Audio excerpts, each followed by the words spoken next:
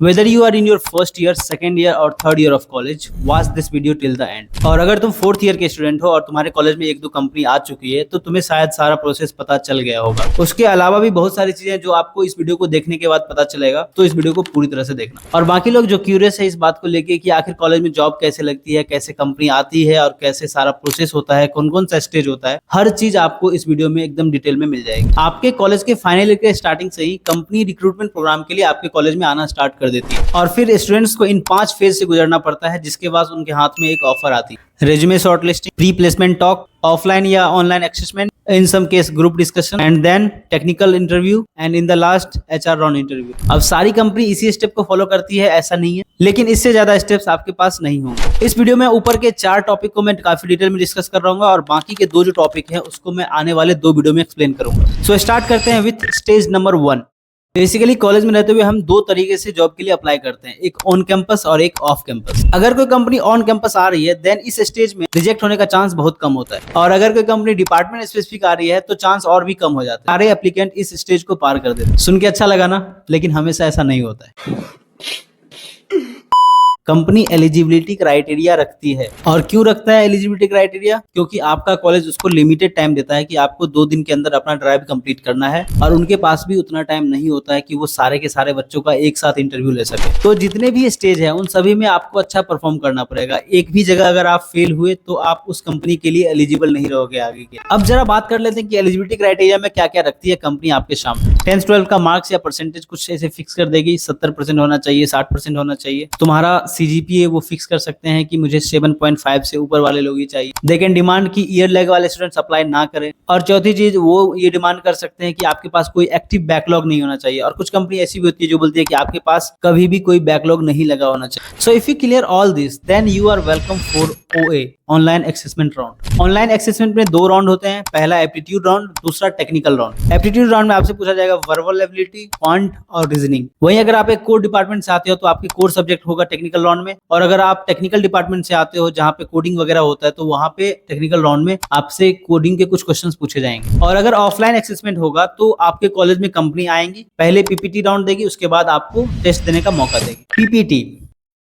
It's not your presentation, it's pre placement talk. इसमें recruiter आपको अपनी कंपनी के बारे में बताता है, कंपनी का vision, mission, achievement, for what role they are hiring you, and in the last they will ask you कि आप उनसे सवाल पूछो। इस स्टेज में किसी का रिजेक्शन नहीं होता, लेकिन आपको पहले से ही कंपनी के बारे में पता लगा लेना है और 2-3 क्वेश्चन पहले से ही फ्रेम कर लेना है जो कि काफी जेन्युइन लगने चाहिए। इस सेशन को आप जितना ज्यादा इंटरेक्टिव बनाओगे उतना आपका सिलेक्शन का चांस बढ़ेगा। आपको रिक्रूटर के माइंड में अपना एक इम्प्रिंट छोड़ना है। Make them feel that you are interested for this job, make them feel that they are very important for them, and if you remain silent, no question, no answer, no interaction, then you are just doing nothing, then weakening your chance, and once this is done they will go for offline assessment। और अगर test के बाद भी number of applicant ज्यादा हैं या इतने हैं कि उनका इंटरव्यू नहीं लिया जा सकता, then they will go for GD round. कुछ कंपनी में पहले से ही कंपलसरी रहता है कि GD राउंड करवाना ही करवाना है। GD राउंड में आपको या तो एक टीम का पार्ट बना देंगे या आपको इंडिविजुअली एक टॉपिक देंगे जिसके ऊपर आपको बात करना होगा। और टॉपिक कोई कॉम्प्लेक्स नहीं होगा, एकदम जनरल सा, जैसे कि AI at work place, increasing screen time, a concern for children और नॉट। फिर आपको लगभग 15 से 20 मिनट तक उस टॉपिक के ऊपर बात करना है, अपना पॉइंट्स प्रूव करना है। Please do not be silent in this round, you need to speak, sometime speak over someone. So be bold, be focused and explain whatever you are saying. They are looking for your communication, how you are presenting yourself, how you are defending yourself, and how you are addressing everyone in the room like a champion. और अगर तुम इस round में भी clear कर जाते हो then they will invite you for technical round। इस राउंड में पहुंचने के बाद आपको 2 इंटरव्यू और देने हैं, एक टेक्निकल इंटरव्यू, दूसरा HR इंटरव्यू। इंटरव्यू में एंटर करने से पहले आपका रिज्यूमे आपके रिक्रूटर के हाथ में होता है। On the basis of your resume they will जज you, they will frame question for you. जो भी आपका डिपार्टमेंट है उसके अंदर जो भी कोर सब्जेक्ट है उन सबसे वो क्वेश्चन पूछेंगे। दे will ask question from the project you have done, the internship you have done. वो चेक करेंगे कि तुमने जो भी स्किल मेंशन किया अपने रिज्यूमे में उसके बारे में तुम कितना जानते हो, तुम्हारा कम्युनिकेशन स्किल कैसा है, प्रेशर तुम कितनी अच्छे से एब्जॉर्ब कर पा रहे हो, आंसर फ्रेम कर पा रहे हो भी या नहीं, एंड ऑन द स्पॉट तुम सोच पा रहे हो कि नहीं, एकदम ब्लैंक तो नहीं हो जा रहे हो। They will check for everything. Primarily verbally question होते हैं जहां पे आपको एक दूसरे को सिर्फ बोल के आंसर करना पड़ता है, लेकिन कभी कभी कुछ न्यूमेरिकल क्वेश्चन भी दे देते हैं, लेकिन वहां पे भी वो आपसे सिर्फ प्रोसेस जानने की कोशिश करेंगे, आपसे कैलकुलेशन नहीं करवा रहे हैं। तो आपको चीजों को कंसेप्चुअली समझ के जाना है इंटरव्यू के दौरान। अगर तुम इस राउंड को भी क्लियर कर गए then there is high chance कि तुम्हारा जॉब लग। लेकिन अभी एक और राउंड बचा हुआ है जहां पे आपको मचाना है।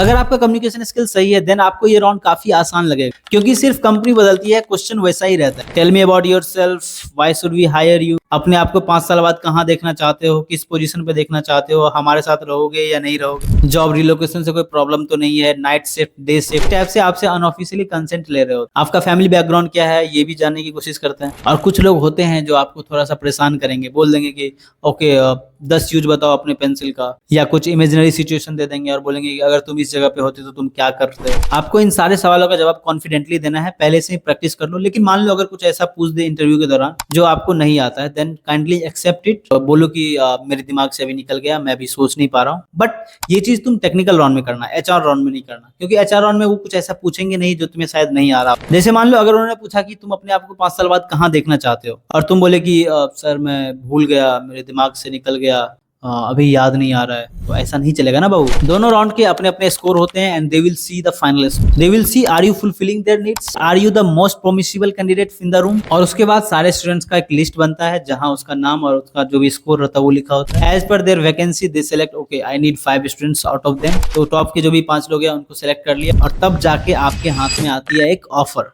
आपका पहला job. So this is the entire process. I know बहुत सारे लोगों को ये प्रोसेस काफी लंबा लग रहा होगा। हाँ, प्रोसेस लंबी है, लेकिन जो है सो यही है। कुछ कंपनियां हो सकती है जो अपना समय बचाने के लिए 1-2 राउंड को स्किप कर दे, लेकिन मैं वर्स्ट कंडीशन को लेके बोला कि अगर कोई कंपनी है जो सारे स्टेप्स को फुलफिल कर रही है तो इतना टाइम तो आपको देना ही पड़ेगा। वीडियो को यहाँ तक देखने के लिए थैंक्स। अगर आपने चैनल को सब्सक्राइब नहीं किया तो चैनल को सब्सक्राइब कर लीजिए, क्योंकि आने वाले जो भी वीडियोज है वो आपके लिए काफी हेल्पफुल होने वाले हैं।